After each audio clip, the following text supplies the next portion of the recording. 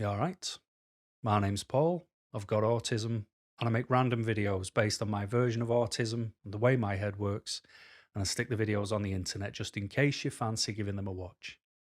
And I hope you're doing alright. I'm surprised I've remembered that because I've not done a video for a long time over on YouTube. I last did one in August 2023, a recorded one. Then I did that live one in December, and now there's this. And the genuine answer as to why I've not been around is because of my kryptonite, health anxieties. Severe health anxieties have raised their head again. And if my voice sounds a little different, it's because these health anxieties are in my neck this time around. But I've had health anxieties since August with an issue that kind of settled, thankfully, by itself. And I had a couple of good weeks in November. Then I got COVID. Um, then once that had cleared, I went and had a tooth removed, and the fear of it caused me a physical reaction where my jaw wouldn't close and my tongue was twice as big for my mouth. And when that finally settled, I ended up with this very strange issue with a funny smell under my armpits. And long story short, I've got an appointment coming up in the next couple of weeks to go and see a head and neck specialist because I've got an issue on the left side of my neck to do with glands and lymph nodes. I've had all my bloods done; they were all fine. I've got to follow this path now, and because I have severe health anxieties, I'm just assuming it's the worst of the worst things. But they also said it could be long COVID. This, you do get raised glands and it does mess with your lymph nodes. So hopefully by the time the appointment comes around in the next couple of weeks, hopefully some of this might have just gone by itself. But like I say, if my voice is a little bit hoarse or a little bit different, it's because the issue's in my neck and it's affecting my vocal cords as well. Anyway, that's why I'm not around much. So I do appreciate the concern in the emails to say, hope you're all right. But I can't do anything when my head's firmly up my backside. But Patreon, I did say on the live video that I was looking to open up a community on there, and I did.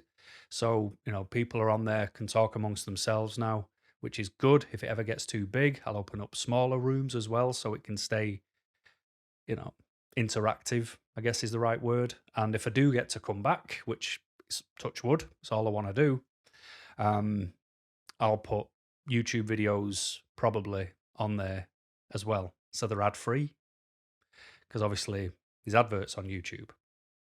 Because I'm not going to lie to you, I would love to give up my day job and do things like this full time. Who wouldn't? And I'm trying to find ways of getting there. That's the absolute truth between me and you and anyone else who wants to know it. Nothing wrong with being truthful, is there? So, yeah, the link for Patreon is always in the description. If you ever fancy just going over and having a nosy, there's absolutely no obligation to sign up at all. Don't worry about it. And as for the interviews, I did talk about doing interviews. I still want to do them, but again, I've got to wait for seeing what happens in relation to health anxieties. And if I get the all clear and I've just got weird body reactions, then yes, I will be getting in touch with people to get them booked in. Anyway, so when I feel rubbish, it takes a lot for me to press record because it's hard to talk at the minute and to maintain focus looking at the camera. And I'm out of practice because I've not done it for so long.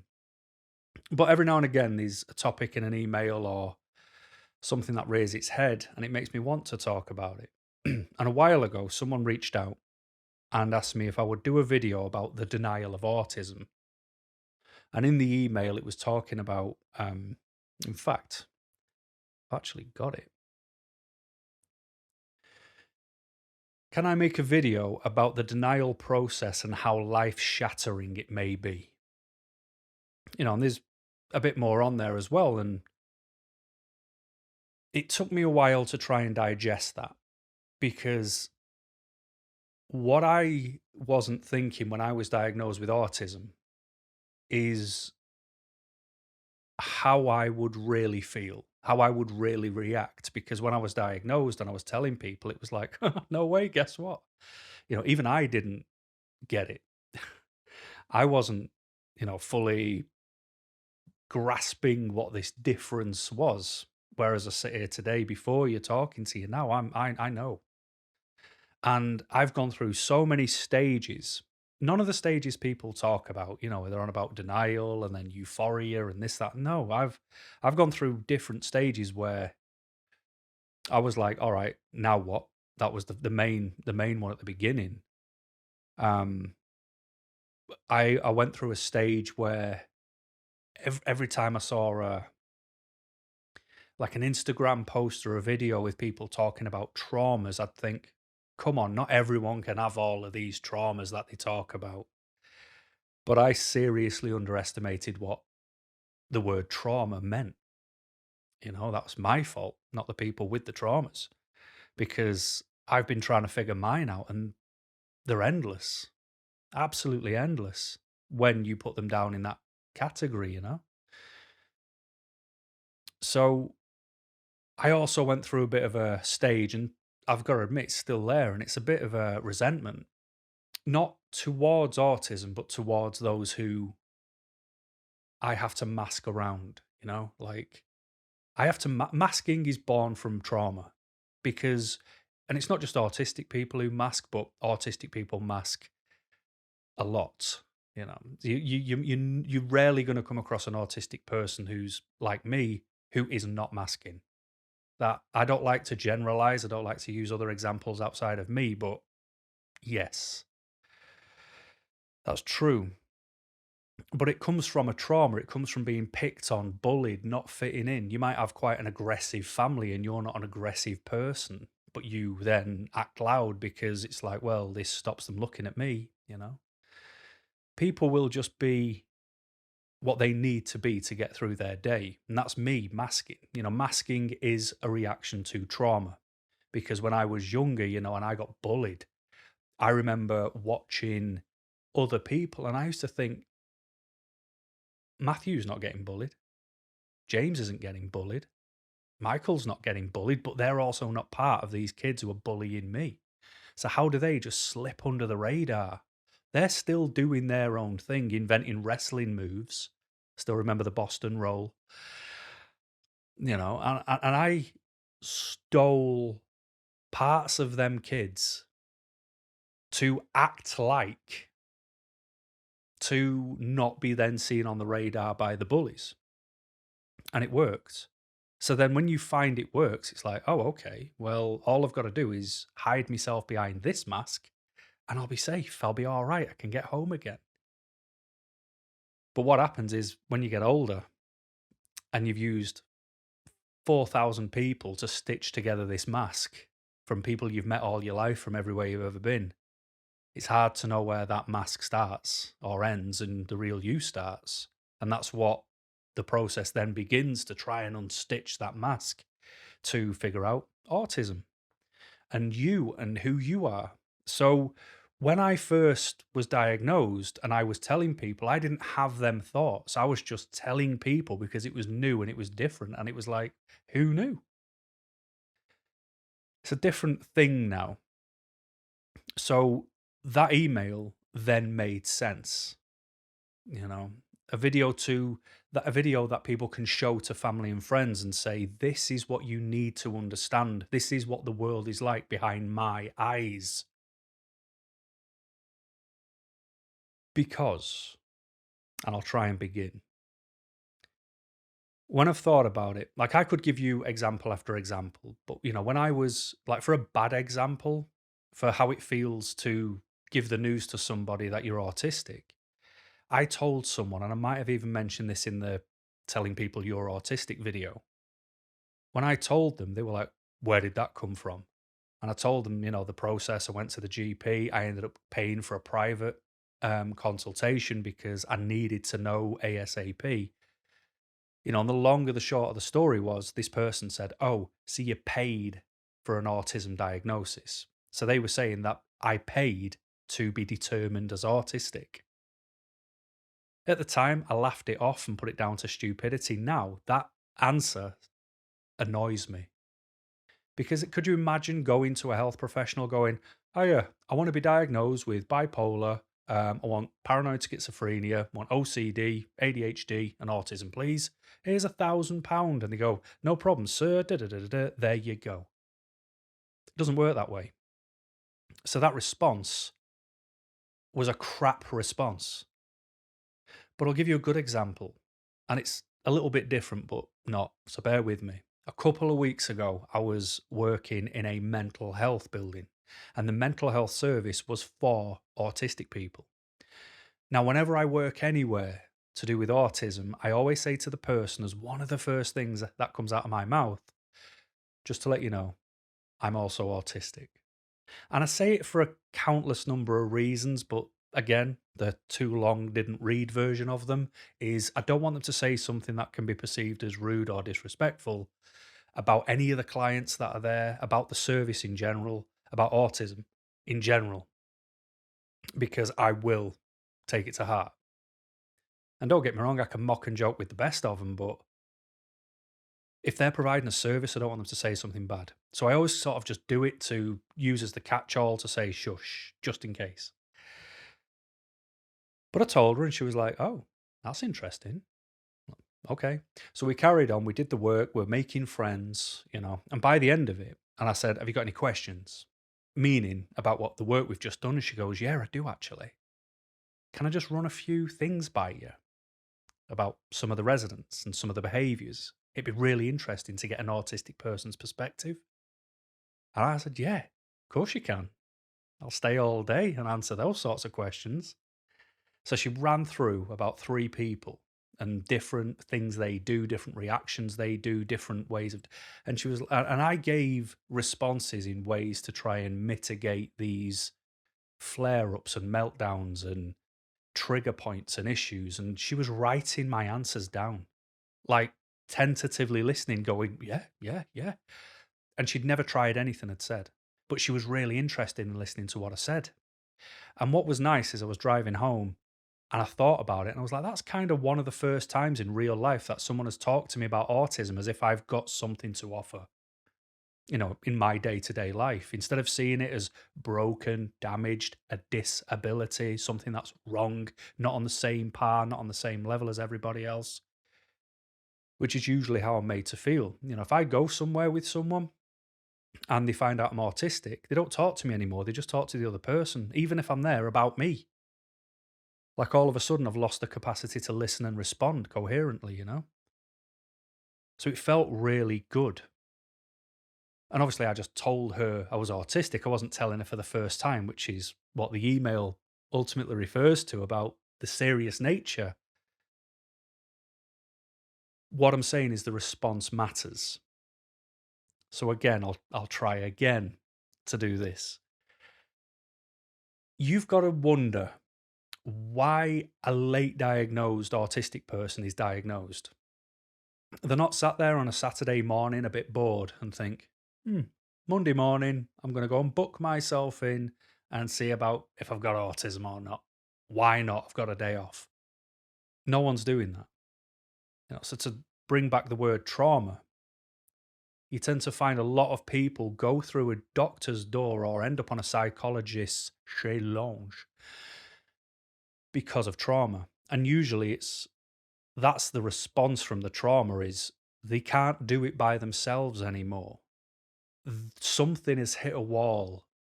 Something has hit rock bottom. Something has reached a point of no more patience. And you don't know what to do.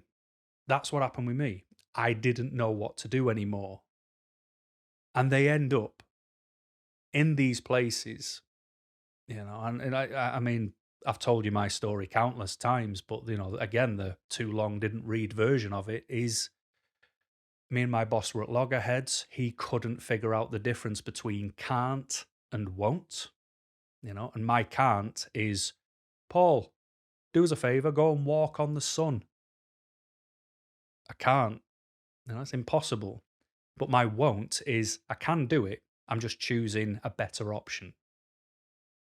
So I can still make the choice, whereas cannot means rule it out. There is no chance on this earth I can do that because it can and does and will absolutely disrupt everything, and there's only a negative outcome. So people find themselves lost. People can find themselves through that door at the doctor's because they've gone through a divorce, they have lost a house, they have separated from a partner and they can't see their children anymore.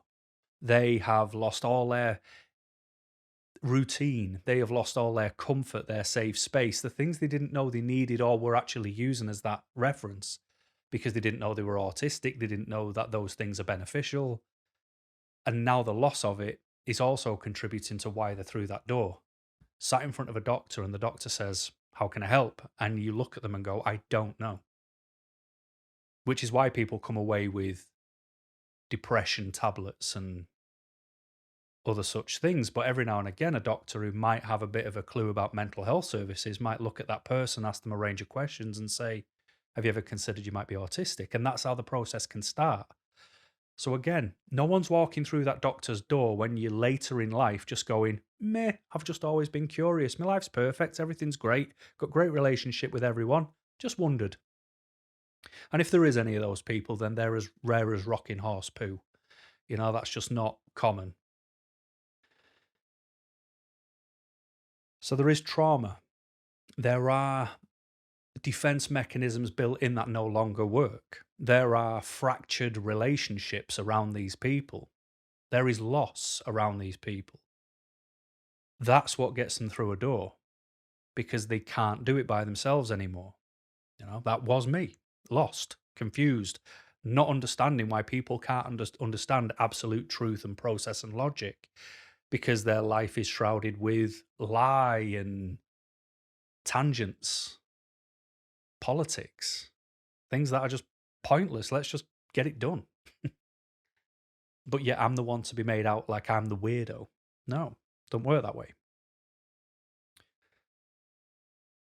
So what I'm saying is please try and understand why people who are later diagnosed, there isn't always this nicety of just satisfying a curiosity of why they walked through a door. Not at all. There's usually a reason they've gone through that door, and it's because they've got nowhere else to go with any other mindset to consider. So the problem with that is, let's say this person, whatever they've got going on, however their life is and whatever they're doing, the chances are they already mask. And as I've said, masking is to protect them from more trauma, it's to protect them from bad things happening. It's to allow, like my mask is to leave the house, do my day, get home again, get in pajamas and forget outside exists. And that is there because before it was there, I was more me. And I'd get the response of, "You're a bit weird, aren't you?" I'd be like, "Yeah." And people wouldn't trust in me. They'd see me as a bit more silly. They'd see me as the guy who's good for a joke, but not good for the serious conversations. Whereas the real me is more for the serious conversations and not so much for the joke. But I built a life around telling jokes for a small section of it. Wasn't me. So imagine this person traumatized. Imagine this person who has been living behind a mask, giving you a version of them that they think you want to see because it's easier for them and it's easier for you. We don't mask for us. We mask because we have to mask. And I know you might watch it go, "Oh, shut up. You're just being negative and making stuff up." I'm not. There is not a single autistic person masking right now because they just fancy it. It's born from things they've needed to do to protect themselves, to give themselves an easier run, to make sure they can get from point A to point B and back again with the least amount of fuss.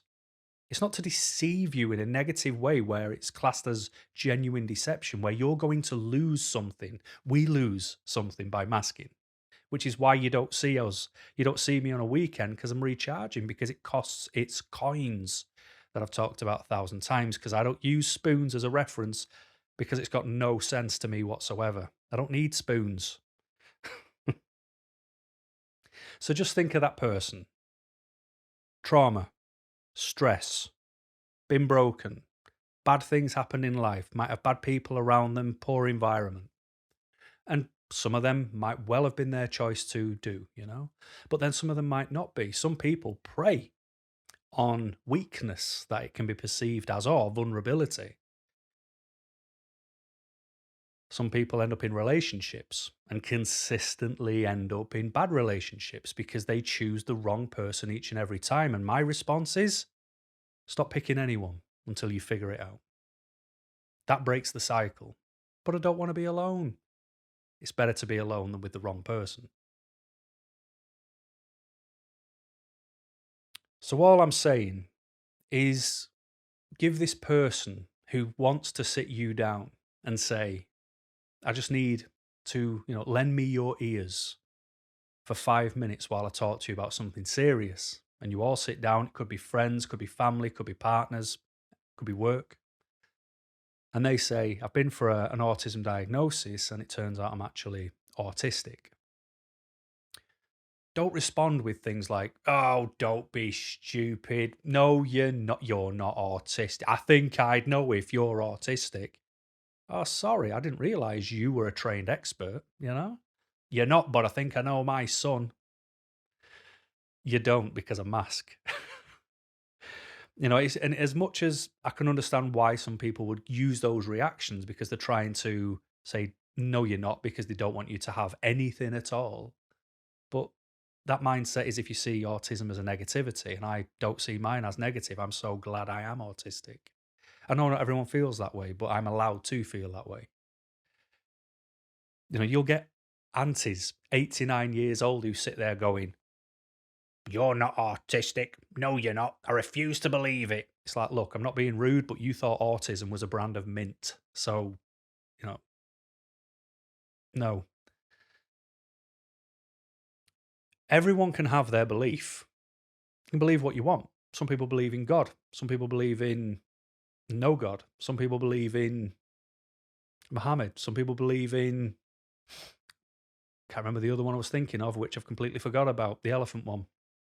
Believe what you want. Doesn't make anyone right or wrong. But what I'm saying is, just because you don't want to believe it, it doesn't mean it's not happened. It doesn't mean it's not real. And don't just take those words at face value of one day they were absolutely fine, then they were autistic, now they're weird, now they're different, now they're acting weird. There's so much behind being able to sit someone down and tell that you're autistic, especially if there's been a wait, especially if the people you're telling are the reason that you had to mask and you don't feel you could have pushed forward with this sooner, because there's all that keeping up with the Joneses and, I think I need assessed for autism, mum. You say that when you're a younger kid and they go, don't be stupid. I'm not having my kid having autism, because you get all sorts of weirdos saying weird things. But what I'm trying to get to is, if someone tells you they're autistic and you care about that person, just go, that's interesting. Let's have a coffee and have a chat. Someone like me would massively appreciate being able to just sit there and talk openly for the time it takes to make a coffee, cool down, and drink, than to never have that conversation at all. And that's all most of us want, is to just be heard, to explain why we went down the route, to then get the diagnosis, to then what we would like to explain moving forward. So if I am not as available, just know I'm not hiding from anyone. It's just I need to recharge. If I don't attend family events anymore, it's because I wasn't really getting anything out of them, and I wish everyone well, but they're not for me. I would rather be behind closed doors. And don't worry if you say you're always indoors, you should be outdoors. It's like, look, once I've recharged enough, I'll go out, but I need to recharge first. There's an element to it. If people start appearing different, I promise you they're not being different. They're just being more authentic to who they are. So when I've had emails where people are like, how on earth do I even tell my partner that as much as I love them and I love my kids, how can I not feel terrible? Because I just need some free time that's mine. And I say the same thing every time. you have to teach people that there's a massive difference between free time and recharge time. So when we need to recharge, we have to get enough recharge in us to have free time, because free time means we've got available space to do something. Recharge time means I can't do anything until I've topped up. So if and if you explain that to people and you say what you need is to have a space, even if it's a room in your house where for 2 hours on a Sunday you are not bugged. That is your 2 hours. There's no phones, there's no knock on if you went and locked yourself away with some candles around a bath and you read a book, whatever it is you want to do to chill out, don't knock on the bathroom door, don't text, don't shout, keep the kids away. I'm allowed that space because that space and time will do me wonders. If I don't get that space and time, I'm not going to be the better version of me and everything will suffer because you'll feel it. Don't ever, and that's the thing. It's making sure that it's not just people hearing you're autistic. It's having them understand why you went down that path and understanding that to get to that path, you were already feeling a pressure and a stress from something. And that's what you're trying to alleviate. Being told you're autistic is just the thing that makes you then go, all right, I need to now reevaluate where I'm going and what I'm doing. Because if you don't get the right response, what ends up happening is people end up masking more and they end up resenting people and they end up completely removing themselves from those people and they never see people again. Because why would they ever go near anyone who never gave them a pinch of something? And I've said it before, when we're given the slightest part of anything, we appreciate it 100%. We're not asking for the full cake. We're just asking for a little finger smidgen of the icing. So people who are told about people being autistic later in life diagnosed, I'll recap. Please understand that it will be the smallest of small numbers who walk through a door because they've just always been curious, but everything else is all right. The rest are there for a reason. I can say that because of my emails. People who are divorced don't get to see the kids being in violent relationships or, countless bad relationships for those types of reasons. Terrible arguments with family, falling out with family, bullied by family, attacked by so-called friends. Something leads you through that door. So if we need to sit you down and tell you that we're autistic, we're not doing it because it's just a fun tick in a box thing for us. It's because it's the only time that we've ever asked to be heard and taken seriously, where we're speaking unmasked to help you understand how to understand us. And we're not asking for anything else. We're not asking for the world to change. We're not asking for everyone to come back to us on bended knee and apologize for the history of existence. It's just to say, I want to be me. And your response, the response from someone else when you hear the words, I'm autistic, coming out of a later diagnosed person's mouth, your response means the world and will be the world. So it can be life shattering when you just get that stool kicked from under your feet and told you're not autistic or don't be stupid. So all I can do is just ask those, whoever might see this, if someone tells you, stick the kettle on, have a coffee, cup of tea, and just say, right, tell me about it. Because you learning about something might be the first time you learn something about that person for the first time properly. And it can mend a relationship. But just knocking it off, it helps nobody. But anyway, I'm going to go. And I hope that helped. Keep smiling.